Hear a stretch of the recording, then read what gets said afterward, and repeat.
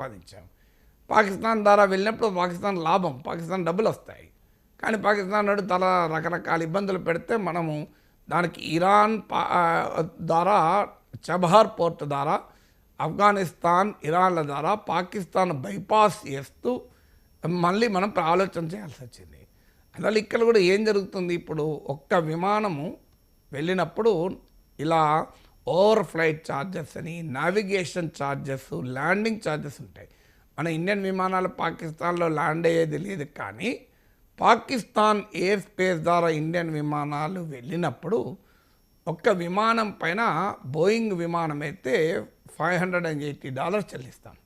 ఇప్పుడు ఎలాగైతే బస్సులు వెళ్తే టోల్ ట్యాక్స్ చెల్లిస్తామో అలా $580 కడతాం మనం. బోయింగ్ 737 లాంటి విమానాలు. ఇంకా పెద్ద విమానాలు అయితే $1,200 to $1,500 పర్ ఫ్లైట్. డైలీ కనీసం 100 ఫ్లైట్లు పోయాలనుకున్నా మీరు లోయెస్ట్ తీసుకున్న 580 అంటే $58,000 నష్టం పాకిస్తాన్కి ఎవ్రీడే. ఇక హైయెస్ట్ తీసుకుంటే మీకు 1,500 into 100 అంటే మీరు లెక్కేయండి, $150,000. ఓవరాల్గా ఎవరైతే తీసుకున్నా ఎవ్రీ డే కనీసం $1,00,000 నష్టపోతాయి. పాకిస్తాన్ పరిస్థితి అది. పాకిస్తాన్ పరిస్థితి ఏంటి ఇవాళ? పాకిస్తాన్ ప్రైమ్ మినిస్టర్ చెప్పిన మాట మళ్ళీ గుర్తు తెచ్చుకుందాం. మేము ఫ్రెండ్లీ కంట్రీస్కి రుణం కోసం పోయినా మమ్మల్ని బిచ్చపు పాత్ర పట్టుకొని బిచ్చగాళ్ళు వచ్చినట్టు చూస్తున్నారు. ఇది Pak prime minister Shehbaz Sharif statement. ఇది మనది కాదు. IMF బెయిల్అవుట్ మీద ఆధారపడి 24 సార్లు IMF బెయిల్అవుట్ చేసింది. ప్రపంచంలో అత్యధికంగా IMF బెయిల్అవుట్ ప్యాకేజ్ తీసుకున్న దేశం పాకిస్తాన్. 24 సార్లు, మామూలు విషయం కాదు. 24th బెయిల్అవుట్ ఇది. So financial action task force Pakistan పైన వెయిట్ వేయటానికి, బ్లాక్ లిస్ట్లో, గ్రే లిస్ట్లో పెట్టడానికి వెయిట్ చేస్తున్నారు. సో ఇలాంటి పొజిషన్లో Pakistan self defeating, self goal, self inflicting pain అంటారే, తన పైన తానే హింసించుకునే పని చేస్తుంది. ఇప్పుడు ఇండియా కూడా పాకిస్తాన్ విమానాల్ని భారత గగనతలం నుంచి వెళ్లకుండా నిషేధించింది. దీని ప్రభావం ఏమవుతుందంటే, ఇప్పుడు పాకిస్తాన్ మనం ఎలాగైతే వెస్ట్ ఏషియా, యూరప్కు వెళ్ళాలంటే పాకిస్తాన్ ఎయిర్ స్పేస్ గగనతలాన్ని ఉపయోగించుకుంటే దగ్గర అవుతుందో, పాకిస్తాన్ విమానాలు ఈస్ట్ ఏషియా, తూర్పు ఆసియా, సౌత్ ఈస్ట్ ఏషియా, ఆగ్నేయ ఆసియాకు వెళ్ళాలంటే వయా ఇండియన్ స్కైస్ వెళ్తే దగ్గర అవుతుంది భారత గగనతలానికి. ఇప్పుడు ఇండియా ఆపినప్పుడు వాళ్ళు ఏం చేయాలి? చైనా మీదుగా వెళ్ళాలి, లేదంటే ఇండియన్ ఓషన్ అంతా తిరిగి శ్రీలంక మీదుగా వెళ్ళాలి. వెళ్ళనియండి, వాడు అట్లా కూడా నష్టపోతాడు. ఇండియన్ విమానాలకు నష్టం కాదా ఇది? ఇండియన్ విమానాలకు నష్టమే, ఆల్రెడీ కొత్త నష్టమే ఉన్నది పాకిస్తాన్ ఆపినాక.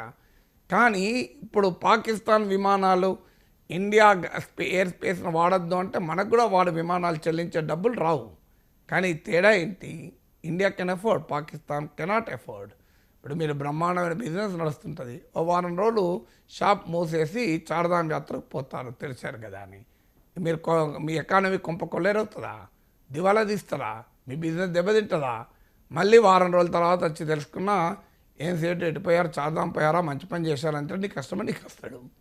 అదే చిన్న షాపు పెట్టుకున్నాడు, పోటీ ఉంది, పక్కన 4 షాపులు ఉన్నాయి, ఇప్పుడు ఒక్కరోజు వారం రోజులు దుకాణం బంద్ చేసి పోయినాడు, ఏమవుతుంది? మూతపడుతుంది తెల్లారి.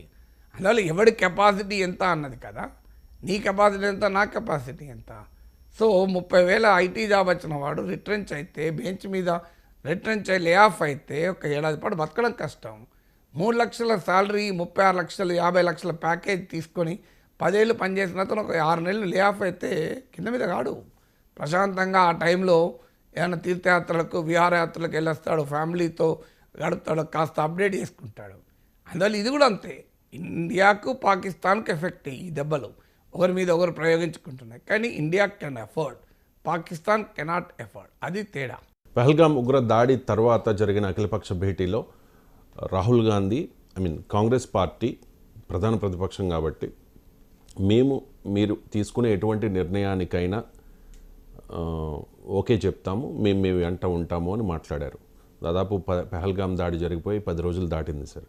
సో ఎప్పుడు మిలిటరీ యాక్షన్ ఉంటుందా, లేకపోతే సర్జికల్ స్ట్రైకా, రకరకాల ఊహాగానాలు వస్తూ ఉన్నాయి. ఈ నేపథ్యంలో రాహుల్ గాంధీ నిన్న మోదీని ఒకటి క్వశ్చన్ చేశారు సార్. ఎందుకు లేట్ చేస్తూ ఉన్నారు, ఎందుకు మీనమేషాలు లెక్కిస్తూ ఉన్నారు ఉగ్రవాదులపై చర్య తీసుకోవడానికి అని చెప్పేసి. ఆయన ఢిల్లీలో మళ్ళీ రాహుల్ గాంధీ అంటున్నాడు, ఈ కెనాక్ట్ ఇస్ ఓన్ టైం ఫ్రేమ్ అంటున్నాడు. ఆయన సమయం ఆయన తీసుకోవాలి, కానీ త్వరగా చర్యలు తీసుకోవాలి, ఢిల్లీ జాలి చేయకూడదు, కన్ఫ్యూజ్ స్టేట్లో ఉండకూడదని, ఆలస్యం చేయకూడదని. ఇక్కడ ఆలస్యం చేశారు. ఇప్పుడు మనకు అర్థం కావాల్సింది అంటే ఇదేమి ఇంటి పక్కన వచ్చి పోయి కొట్టి రావడం కాదు కదా. ఎస్